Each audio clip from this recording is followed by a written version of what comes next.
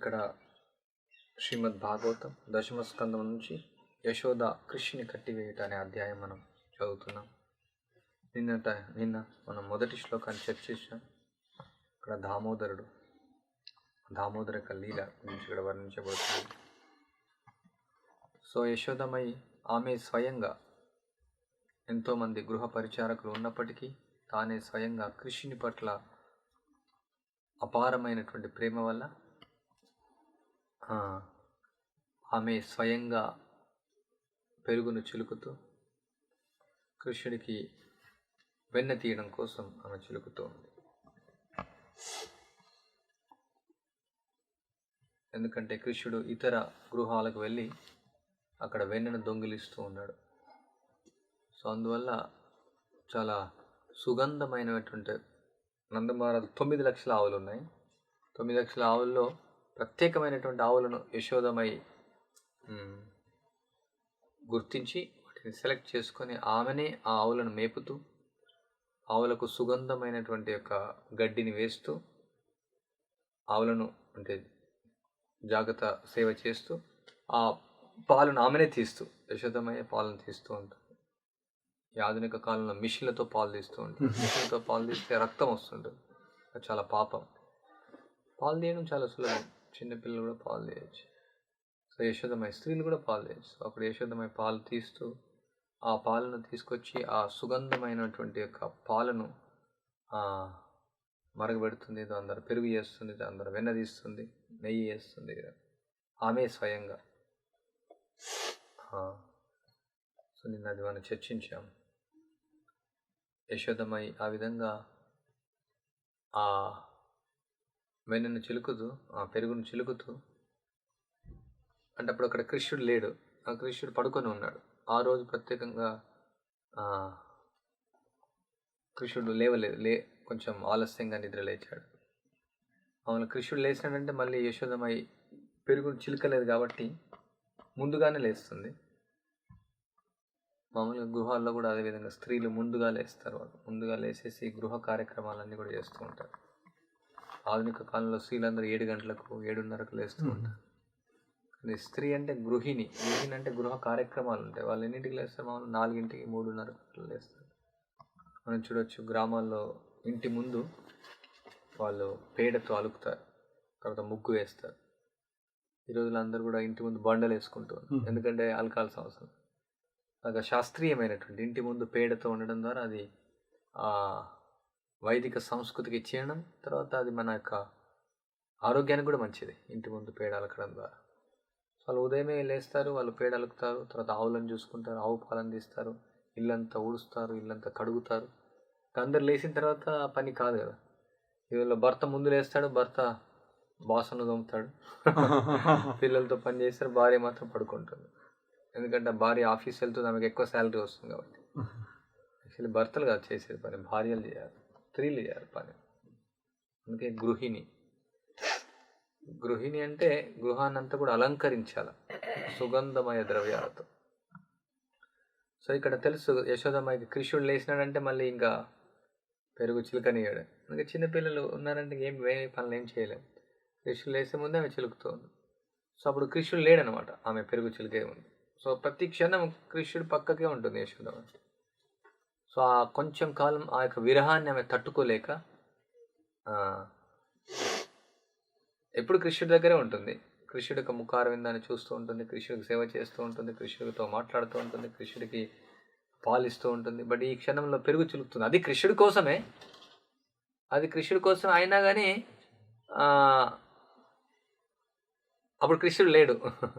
అందువల్ల కృష్ణుడి కోసం ఆమె జానపద గేయాల రూపంలో ఆ కవితను వర్ణిస్తుంది, కృష్ణుడు చేసినటువంటి యొక్క లీలలు. ఓ కృష్ణ, ఈ యొక్క బృందావనంలో నువ్వు ఉండడం ద్వారా అందరికీ, నువ్వు వ్రజవాసులందరికీ కూడా నువ్వు ఆనందాన్ని కలిగిస్తూ ఉన్నావు. ఈ విధంగా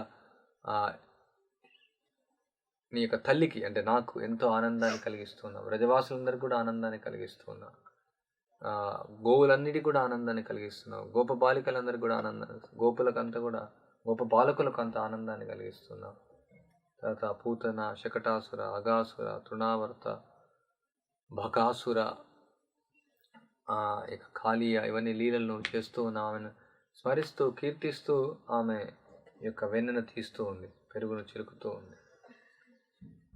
సో పుత్ర వాత్సల్యంతో ఆ యొక్క వెన్నను తీస్తూ ఉంది. సో భగవంతునికి మనం 4 రకాలుగా సేవించవచ్చు. శ్రీల ప్రభుపాదుల వారు భగవద్గీత భాష్యంలో కూడా వివరిస్తారు ఏ విధంగా. కృష్ణ ఏ విధంగా సేవించవచ్చు, ఏ రసంలో, ఇంకా సింపుల్గా చెప్పాలి.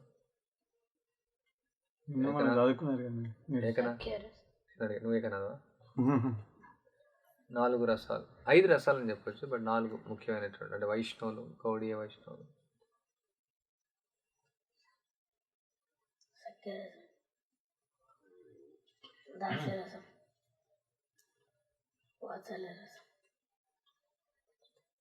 నువ్వు చెప్పానా? ఇంకోటి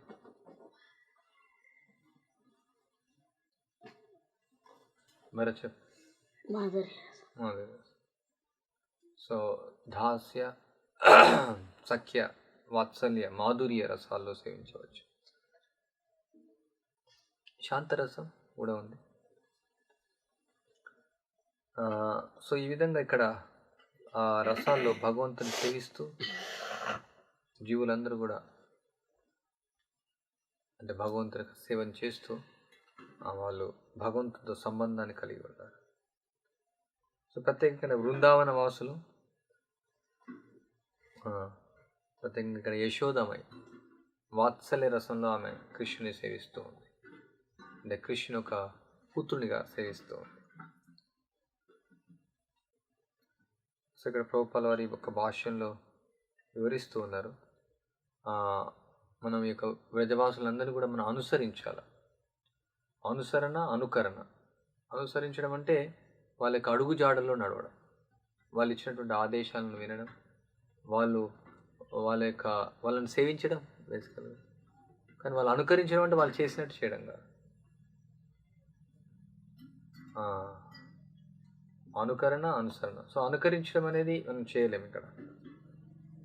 ఉదాహరణకి ఇక్కడ యశోదమ్మ యొక్క దివ్యమైన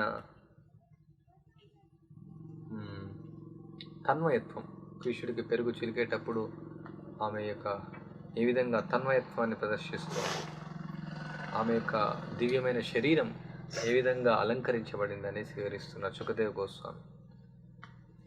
యశోధా, యశో అంటే కీర్తి, దా అంటే ఇచ్చేది. సో కృష్ణునికి కీర్తిని తీసుకొని వచ్చింది యశోద, అందుకే యశోద ఆచార్య వివరిస్తూ ఉన్నారు. ఈ యొక్క ధామ బంధన లీల ద్వారా ఎట్లా కీర్తిని తీసుకొని వచ్చింది యశోద? ఎట్లా యశోద కృష్ణ కీర్తి తీసుకొని వచ్చింది?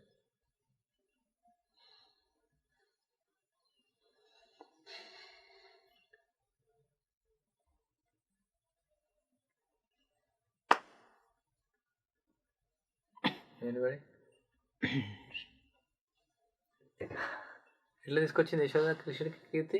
భక్త పరాధీన అంటే ఎక్స్ప్లెయిన్. భగవంతుడు అంటే కృష్ణుడు, నేను ఎవరికి అందరు నాకు అంటుంటారు, కానీ నేను భక్తులకు అధీనంలో ఉంటాను. అంటే ఆమె యశోద ఎట్లా కారణం ఏంటంటే, అంటే యశోద బంధించింది కదా భగవంతుని. యశోద బంధించింది. సో ఆమె కృష్ణుని బంధించడం ద్వారా సమస్త చరాచర జగత్తందటికి కూడా, సమస్త బ్రహ్మాండాలందరికీ కూడా కృష్ణుడు భక్తులకు కట్టవేయబడుతున్నాడు. ఒక సామాన్య వనిత ఆ వాత్సల్య రసంలో ఎవరైతే సేవిస్తున్నారో అట్లాంటి భక్తురాలకు ఆయన కట్టబడ్డాడు. సో నువ్వు భక్తులకు కట్టబడ్డావు, నువ్వు భక్తులకు అది ఏమయ్యా అని మనం అందరం కీర్తిస్తూ ఉన్నాం. దామోదరాస్తు వాళ్ళు ఏం కీర్తిస్తున్నాం? ఆమె యశోద కట్టివేసింది కాబట్టి మనం కీర్తిస్తున్నాం. కృష్ణుడు కట్టివేయబడ్డాడు ఆఫ్ కోర్స్, బట్ ఆ యశోద యొక్క ప్రేమకు కట్టివేయబడ్డాడు. అంటే ఆమె యొక్క భక్తి, ఆమె యొక్క ప్రేమ భక్తికి కృష్ణుడు కట్టివేయబడ్డాడు.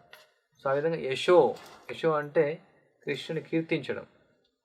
కృష్ణుని యొక్క కీర్తికి కృష్ణుడు కీర్తినిస్తుంది. భగవంతుడు ఎప్పుడు కూడా భక్తులను కీర్తించాలనుకుంటాడు, అండ్ భక్తులు భగవంతుని కీర్తించాలనుకుంటాడు. సో ఇక్కడ పరస్పర సంబంధం, సో ఇక్కడ కృష్ణుడు కూడా యశోదమయ్య కీర్తినిస్తున్నాడు, ఎందుకంటే ఆమె ద్వారా కట్టివేయబడ్డాడు. అంటే యశోద యొక్క భక్తిని, ఆ యశోదమయ్య యొక్క భక్తి యొక్క పరాకాష్ఠను ఆయన చూపిస్తున్నాడు ప్రపంచానికి. చూడు, నేను యశోదమయ్య భక్తికి నేను కట్టివేయబడ్డాను అనేసి. అదేవిధంగా యశోదమయ్య కూడా ఆ కృష్ణుని కీర్తిస్తూ ఉంది ఆయన కట్టివేయడం ద్వారా. భగవంతుని కట్టివేయడం ద్వారా కీర్తించడం ఏంటి?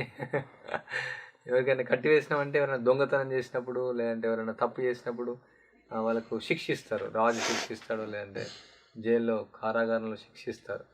కానీ ఇక్కడ యశోదమయ్య కూడా అదే చేస్తుంది. ఏంటి మామూలుగా శిక్షించడం అంటే కీర్తించడం ఎలా అవుతుందనేసి మనం అనుకోవచ్చు. అదే అనమాట భక్తియుక్త సేవలో మనం అర్థం చేసుకోవాలంటే భౌతికమైన బుద్ధి పనిచేయదు. సో ఇక్కడ యశోదమయ్య ఏం చేస్తుంది? కృష్ణుని కీర్తిస్తుంది. యశోద ఆమె యొక్క వాత్సల్య రసం ద్వారా కృష్ణుని కీర్తిస్తుంది. సో అందుకే ఇక్కడ శ్రీల ప్రభుపాల వారు చెప్తున్నారు, కృష్ణ భక్తి భావనలో నిలవగోరువారు యశోద యొక్క ఈ దేహ లక్షణంలో స్మరించవలను. ఎందుకు అవి స్మరించాలంటే ఆమె యొక్క దేహ లక్షణాలు ఆ వాత్సల్య రసం ద్వారా అవి ఉప్పొంగుతూ ఉన్నాయి. ఉదాహరణకు యశోదమ్మ యొక్క ఆ స్తనాల్లోంచి పాలు కారుతూ ఉన్నాయి. ఇక్కడ ఆచార్యులు వివరిస్తూ ఉన్నారు, కృష్ణుడు ఆ యశోదమ్మ ఈ స్తనాల నుంచి పాలు తాగుతున్నాడు. ఆయన తాగాల్సిన అవసరం, అంటే మామూలుగా చిన్నపిల్లలకు నెప్పల్స్ ఇస్తారు కదా, నెప్పల్స్ పీల్చుకుంటూ ఉండాలి. అంటే తాగాలంటే మనం చూడొచ్చు, మామూలుగా జంతువుల్లో కూడా చూస్తాం, ఆవులు దూడ మన ప్రత్యేకంగా మన కొన్ని ఆవులు ఇవ్వ కొరుకుతూ ఉంటాయి పాలు, అంటే కొంచెం కష్టపడాలి అది పాలు రావాలంటే. కానీ ఇక్కడ కృష్ణుడు కష్టపడాల్సిన అవసరం లేదు. యశోదమై స్థలాల్లోంచి పాలు ఉప్పొంగుతున్నాయి అన్నమాట. ఆ యొక్క ప్రేమ వల్ల వస్తున్నాయి పాలంతే. ఆయన కొరికి తాగాల్సినటువంటి అవసరం లేదు. చిన్నప్పుడు మనం అంతా తాగాం. అంటే ఉప్పొంగుతున్నాయి, అంటే ఏ విధంగా ఇంతకుముందు మనం చదివాం కదా,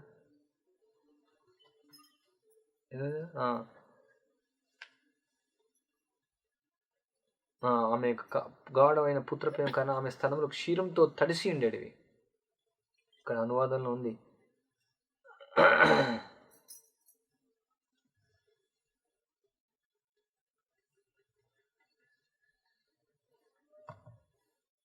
సబ్బు చక్కని కనుగొ క్షీరంతో తడిసిన స్మృత. పాలు వస్తూనే ఉన్నాయి. ఈవెన్ ఆమె ఆ పాలు పొంగిపోతున్నాయని పరిగెత్తినప్పుడు కూడా ఆమె లేచినప్పుడు పాలన్నీ కూడా బయటికి పడిపోతున్నాయి అనమాట, భూమిపైన పడిపోతున్నాయి అనమాట, ఆ పుత్ర ప్రేమ వల్ల. తర్వాత ఏమేమి స్మరించాలి మనం ఇక్కడ? విశాలమగు కటి ప్రదేశం మలునూలు కట్టిన యశోద కవపుత్రం లాగా శ్రమించగా, శ్రమిస్తూ ఉంది. మనం చర్చించాం, భగవంతుని కోసం మనం సేవ చేయాలంటే మిక్సీ ఒత్తేసి తర్వాత మనం అన్ని బటన్ల ద్వారా సేవ చేయదు. ఒక చర్చ జరుగుతూ ఉంది. ప్రసాదం చాలామంది ఇప్పుడు మిషన్లలో వండుతున్నారు. ఆ మిషన్ కొన్ని లక్షల మందికి వండుతున్నారు, అది మిషన్లతో వండుతున్నారు. అంత ఉండదు యాక్చువల్గా అది. సో భగవంతుని కోసం మనమే శ్రమించి భూమిని దున్ని అలా విత్తనం పెట్టి దానికి సేవ చేస్తూ, దానిలో వచ్చినటువంటి కూరగాయలు ఉండొచ్చు, ధాన్యం ఉండొచ్చు, మనం దాన్ని కట్ చేసేసి మనం వండింది అది డిఫరెంట్ ఉంటుంది. అందుకనే యశోదమ్మ ఏం చేస్తుంది, 9 లక్షల ఆవులున్నా, ఎంతో పరిచారికలను ఆమెనే ఆవులను మేపి, అంటే సుగంధమయ గడ్డిని వెతుక్కొని వచ్చి ఆమెను మేపి ఆ ఆవులను సేవిస్తూ, ఆవులను కేర్ తీసుకుంటూ, జాగ్రత్త తీసుకుంటూ, ఆమెనే ఆవులను పితికి, ఆమెనే పాలను పితికి, ఆమెనే చేస్తూ ఉంది. సో ఇక్కడ శ్రమ అనేది ముఖ్యమైన భాగవతం ఇంకోసలో క్రియాసుత చరణార విందయం.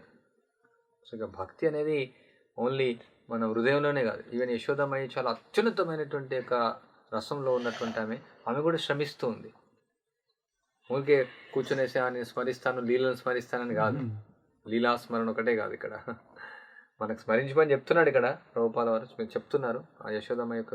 బట్ స్మరిస్తే ఏం చేయాలి? సేవ కూడా చేయాలి. ఆ వ్రజవాసులందరూ కూడా సేవ చేస్తూ ఉన్నారు. కొందరు ఏంటంటే వాళ్ళు కొందరు అనుకరిస్తూ ఉంటారు. హరిదాస్ ఠాకూర్ కూడా ప్రచారం వెళ్ళారు, బట్ ఆయన కూర్చొని సేవ చేస్తున్నారు ఆ హరినామం. సో కొందరు భక్తులు వాళ్ళు కూర్చునేసి ఆ అష్టకాళీయ లీల వాళ్ళు స్మరిస్తూ ఉంటారు. బట్ ఇక్కడ యశోదమ్మ ఏం చేస్తే శ్రమిస్తూ ఉంది, కృష్ణుడి కోసం పెరుగు చిలుకుతూ ఉంది.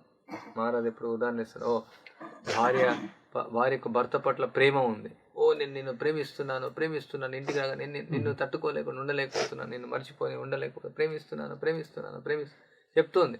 భార్యకు వండి ఇవ్వడం లేదు, భార్యకు నీళ్ళు ఇవ్వడం లేదు, భర్తకు వండి ఇవ్వడం లేదు. భార్యకు వండి అంటే ఈ రోజులో అట్లా అలవాటు అయిపోయింది. ఎక్కువ భర్తనే కుకింగ్ చేస్తున్నారు, భార్య ఆఫీస్కి వెళ్తారు.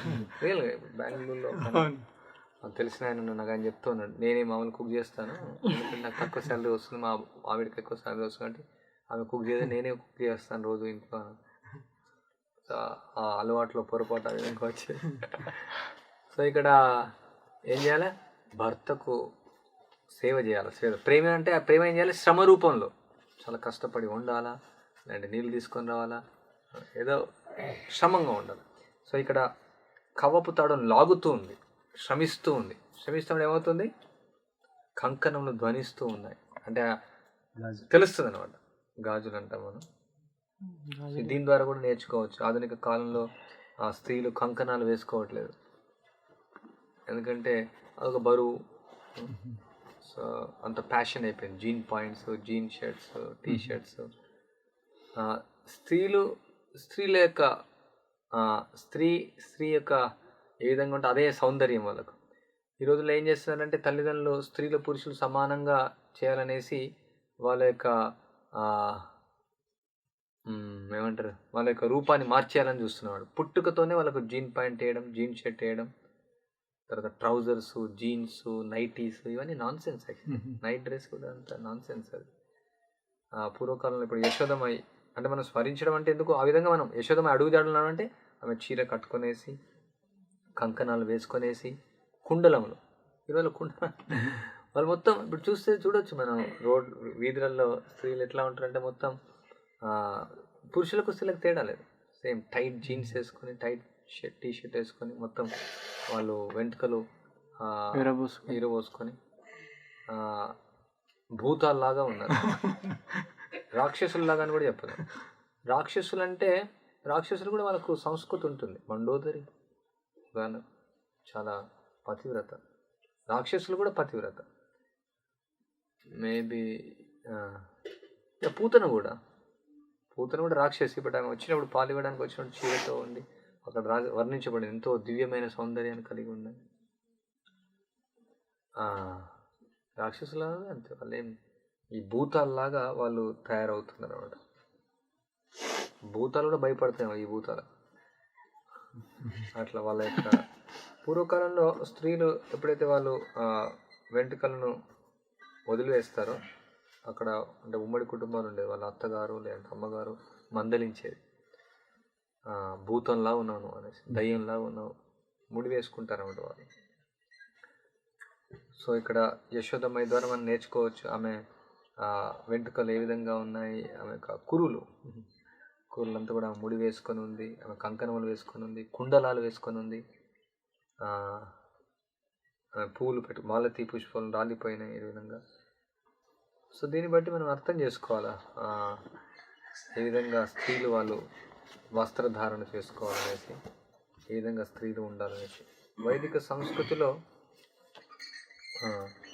స్త్రీ భర్త కోసం వాళ్ళు అలంకరించుకుంటారు, భర్తను సంతృప్తి కోసం. ఈ రోజుల్లో ఇంట్లో ఉన్నప్పుడు దయ్యాల్లా ఉంటారు, బయటికి వెళ్ళినప్పుడు అలంకరించుకుంటారు. అలంకరించుకొని వెళ్తారు. అంటే ఇతర పురుషుల కోసం కాదు అలంకరించుకోవడం, కేవలం ఇంట్లో ఉన్నప్పుడే. భాగవతంలో వర్ణించబడింది. ప్రతి ఈవెన్ భర్త చనిపోయిన తర్వాత కూడా అదేవిధంగా అలంకరించుకుంటారు, రకరకాల రంగుల చీరలు కట్టుకుంటూ ఉంటారు. భర్త లేనటువంటి ఆధ్వర్యంలో చాలా సరళంగా ఉంటారు. మనం చూడొచ్చు భాగవతంలో దేవవతి అని సరళమైనటువంటి యొక్క జీవితం ఉంటుంది. సీత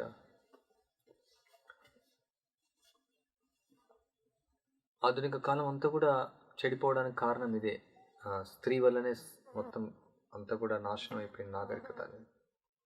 ఎప్పుడైతే స్త్రీలాగా ప్రవర్తించదో, పురుషుల్లాగా ప్రవర్తించరు రెండుసార్లు. సో అప్పుడు ఏమవుతుంది, పూర్తిగా సంస్కృతి అనేది నాశనం అయిపోతుంది. అవాంఛనీయ సంతానం వస్తుంది, అప్పుడు ప్రజా బాహుల్యం అనేది ఏర్పడుతుంది, అప్పుడు అంతా కూడా నాశనం అయిపోతుంది. సో ఈ యొక్క శ్లోకం ద్వారా ఇది కూడా మనం నేర్చుకోవచ్చు. దామోదర్ లీల ద్వారా యశోదమ్మ యొక్క వస్త్రధారణ, ఆమె ధరించినటువంటి కంకణములు, ధరించిన కుండలాలు, ఇప్పుడు కూడా మనం చూడచ్చు గ్రామాల వాళ్ళు అన్ని వేసుకుంటారు, గాజులు అన్నీ కూడా వేసుకుంటారు. ముక్కు 3 ఉంటాయి ఇక్కడ ప్రత్యేకంగా శ్రీకాకుళంలో. ఇక్కడ నేను చూసాను, వాళ్ళు బరువు మోస్ట్లీ 1 కేజీ బంగారం వేసుకుంటారు. వాళ్ళు కడాయాలు కూడా వేసుకుంటారు ఇక్కడ. అది ఎంత వెయిట్ ఉంటాయి అంటే చాలా వెయిట్ ఉంటాయి, 1 కేజీ 2 కేజీ. మా నాన్నమ్మ కూడా వేసుకునేది. అది యాక్చువల్లీ ఆరోగ్యపరంగా కూడా చాలా మంచిది. ఇప్పుడంతా కూడా రోల్డ్ గోల్డ్ లేదా ప్లాస్టిక్ బంగారంగా ఉంటాయి. ప్రభుత్వాలు చెప్తూ ఉంటారు, ఇప్పుడు ధనవంత దేశం అంతా కూడా అడ్వాన్స్ అయిందంటారు. పూర్వకాలంలో బంగారు కేజీల బంగారాన్ని ధరించేవారు. ఇప్పుడు వాళ్ళు వేసుకోవడానికి అంత ప్లాస్టిక్ వేసుకుంటున్నారు, రోల్డ్ గోల్డ్ అంటే ఏంటంటే అంత కూడా వైదిక సంస్కృతి నాశనం అయిపోయింది. సో అందుకే మనం వర్ణాశ్రమాన్ని స్థాపించడం ద్వారా యశోద ఏ విధంగా స్త్రీ యొక్క రూపాన్ని కలిగి ఉంది, స్త్రీ యొక్క వస్త్రం కానీ అది కూడా మనం నేర్పించాలి. దామోదర్ లీలలో మనం పాల్గొనాలంటే, అంటే యశోదమయ్య అడుగుజాడలు నడవాలంటే మనం వర్ణాశ్రమాన్ని కూడా తెలుసుకోవాలి, వర్ణాశ్రమ విధులను మనం పాటించాలి. సో ఇక్కడ యశోదమయ్య చాలా ప్రేమతో కృష్ణుడికి సేవ చేస్తూ ఉంది. ఆ సేవ చేసేటప్పుడు ఆమె నిరంతరం శ్రమిస్తూ ఉంది. ఆ శ్రమలో ఆమె యొక్క తన్మయత్వం అనేది ఇక్కడ బయటికి వస్తూ ఉంది.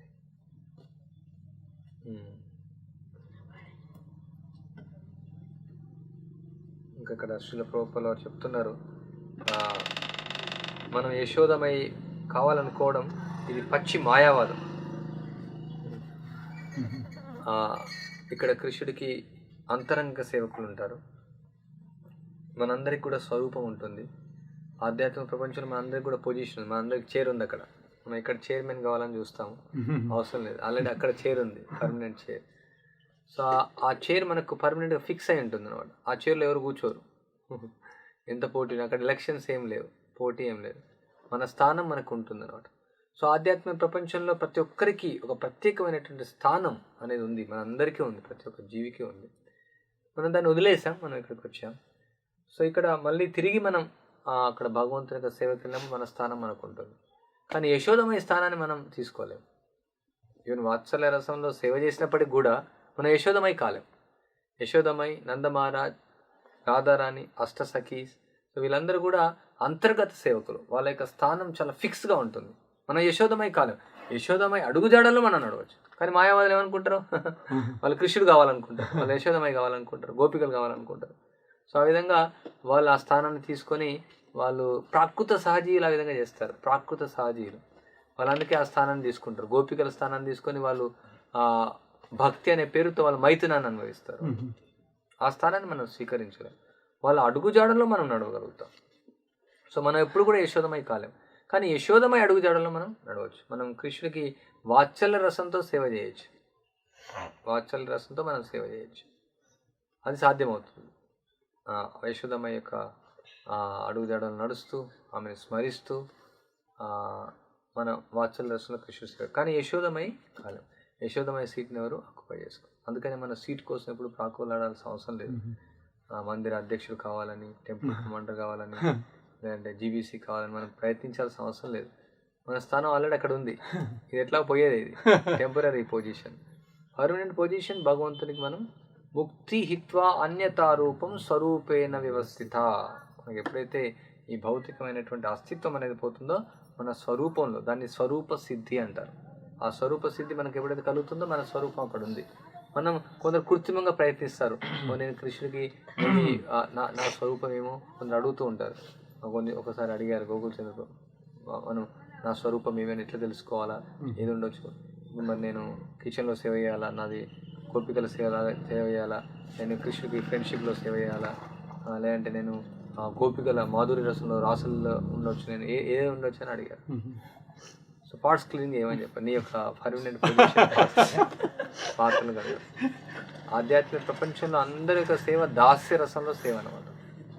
ఈ 4 రసాల్లో కూడా వాత్సల్య రసం, దాస్య రసం, సత్యరసం, మాధురి రసం, ఇవి ఇంద్రియ తృప్తి కోసం కాదు. ఇదిగోని దాస్య రసం, అందులో దాస్యం అనేది ఇమిడి ఉంది. సో మన యొక్క స్వరూపం వ్యక్తం కావాలనేసి మనం కృత్రిమంగా కొందరు లడ్డు గోపాలు పెట్టుకుని నాకు వాత్సల్య రసం సేవ చేస్తారు. లడ్డు గోపాలు పెట్టుకుంటారు, లడ్డు గోపాలకి అన్ని ఇస్తూ ఉంటారు, మళ్ళీ టీవీ చూస్తూ ఉంటారు. వాత్సల్య రసం అది కాదు. అందుకని మనం ఆ స్థాయిలో లేము. ఆ స్థాయిలో లేకుండా మనం దాన్ని అనుకరించకూడదు.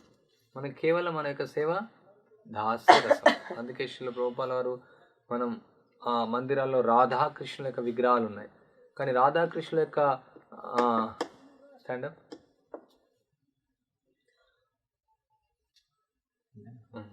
సో రాధాకృష్ణుల యొక్క విగ్రహాలను మనం రాధాకృష్ణుల యొక్క భావంలో ఉన్నత రసంలో మనం సేవ చేయలేం మనం ఆ స్థాయిలో. అందుకని మనం లక్ష్మీనారాయణ యొక్క భావంలో మనం సేవ చేస్తాం.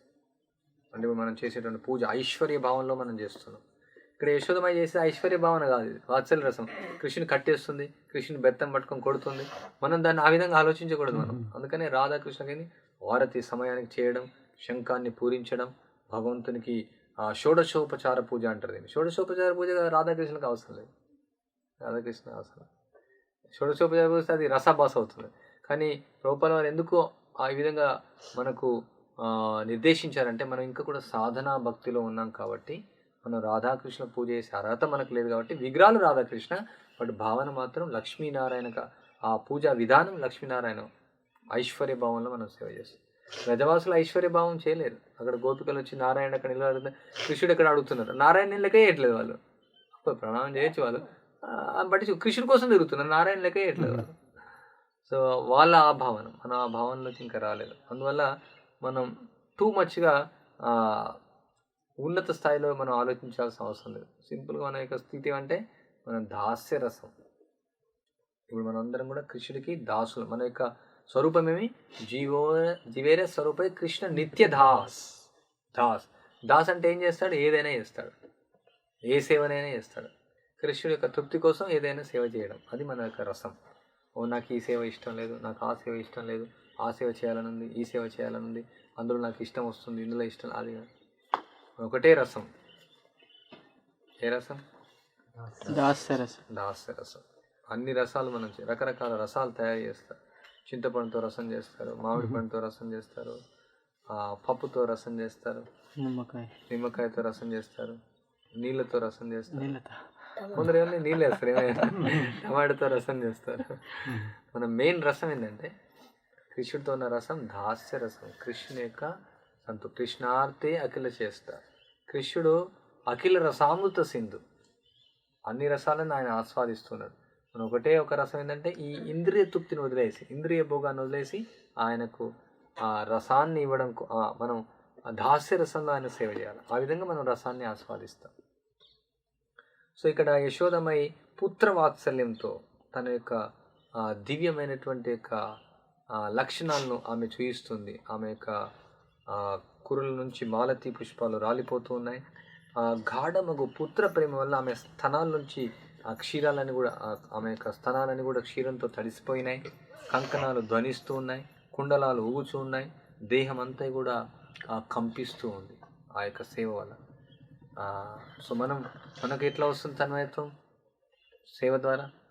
మనం సేవ చేస్తే చెమట రావాలా. మనం ఏ విధంగా యశోదమయ్య సేవ చేస్తుందో మనం కృష్ణుడు సేవ చేయడం ద్వారా మనకు కూడా పర్స్పిరేషన్ వస్తుంది, దేహం కంపిస్తూ ఉంటుంది బాడీ సేవ చేయడం ద్వారా. క్రియాసు తచ్చరణార విందయ. క్రియాసు అనే పదానికి అర్థం ఏంటంటే మనకు ఇంద్రియాలన్నింటి కూడా ఇంద్రియాధిపతిని సేవ చేయాలి. కృష్ణుడి కోసం రుబ్బాల రోకళ్ళు, కృష్ణుడి కోసం దంచాల రోకలతో, ఒడ్లను దంచాల, చట్నీ దంచాల, కృష్ణుడి కోసం నీళ్ళని చేదాల. ఎందుకంటే శ్రమ ఇక్కడ అంత మిషన్లతో కాదు. ఇట్లా స్విచ్ చేస్తే ట్యాప్ ఆన్ అవుతుంది, అప్పుడే శ్రమ చేస్తాం మనం. స్విచ్ చేస్తే మిక్సీ ఆన్ అవుతుంది, ఆ విధంగా కాదు. సో అట్లాంటి అప్పుడు కృష్ణుడు స్వీకరించడాన్ని నిన్నట్లా మనం ప్రశ్న అడగవచ్చు. స్వీకరించడాన్ని కాదు, ఇక్కడ యశోదమయ్య అడుగుజాడల్లో మనం నడవడం. కృష్ణుడికి నైవేద్యాన్ని, ఇక్కడ కృష్ణుడి వెన్నను వెన్నని ఇవ్వాలని కోరుకుంటుంది. స్వచ్ఛమైన వెన్న అంటే చాలా రుచికరమైనటువంటి వెన్న రావడానికి ఆమెనే స్వయంగా అని చేస్తుంది. ఆ విధంగా మన శరీరంతో స్వయంగా చేయాలి. మిషన్లను వాడకూడదు కృష్ణుడికి నైవేద్యాన్ని ఉపయోగించాలి. మిషన్లు వాడుతున్నాం అంటే మనం యశోదమయ్య అడుగుజాడలో నడవట్లేదు. సో అందువల్ల మనం వైదిక సంస్కృతిలో ఏ విధంగా వాళ్ళు వంటను చేశారో కృష్ణుడి కోసం నైవేద్యాన్ని అర్పించడంలో ఆ విధంగా మనం చేయాలి. మనమే పండించి మనమే కష్టపడి వాటిని తెంపి అక్కడ వెళ్ళేసి తెంపి మనం తెంపుకొని రావాలి కృష్ణుడి కోసం. ఈ బెండకాయ ముదిరిపోయింది, ఈ బెండకాయ లాతగా ఉంది. సో అందుకనే మనకు తెలుస్తుంది. లేదంటే వెళ్ళేస్తాం, ఓకే సూపర్ మార్కెట్ ఆన్లైన్లో ఆర్డర్ చేస్తాం, ఏదో వస్తుంది, అది ఎక్కడి నుంచి వచ్చిందో తెలియదు, అది ఏం చేస్తారో తెలియదు. సో అప్పుడు ఏమవుతుందంటే అంత రసం రాదు. మనం ప్రేమ రసాన్ని ఆస్వాదించాలంటే మనం శ్రమించాలి, అప్పుడు రసం అనేది వస్తుంది. అప్పుడు ప్రేమ అనేది ఉప్పొంగి అప్పుడు ఏమవుతుంది, ప్రసాదం అనేది చాలా రుచికరంగా తయారవుతుంది, చాలా రుచికరంగా ఉంటుంది. నిన్న బీరకాయ చట్నీ చాలా రుచికరంగా ఉంది, ఎందుకు చాలా కష్టపడి రుబ్బారు కాబట్టి. అదే మిక్సీలో వేస్తే ఏం రుచికరంగా ఉండదు. అంత టైం ఉంది 8:45. Hare Krishna Hare Krishna Krishna Krishna Hare Hare, Hare Rama Rama Rama Hare Hare. Hare Krishna, Krishna Krishna, Hare Hare, Hare Rama, Hare Rama, Rama Rama, Hare Hare, Hare Krishna, Krishna Krishna, Hare Hare, Hare Rama, Rama Rama, Hare Hare, Hare Krishna, Krishna Krishna, Hare Hare, Hare Rama, Rama Rama, Hare Hare, Hare Krishna, Krishna Krishna, Hare Hare, Hare Rama, Rama Rama, Hare Hare, Hare Krishna, Krishna Krishna, Hare Hare, Hare Rama,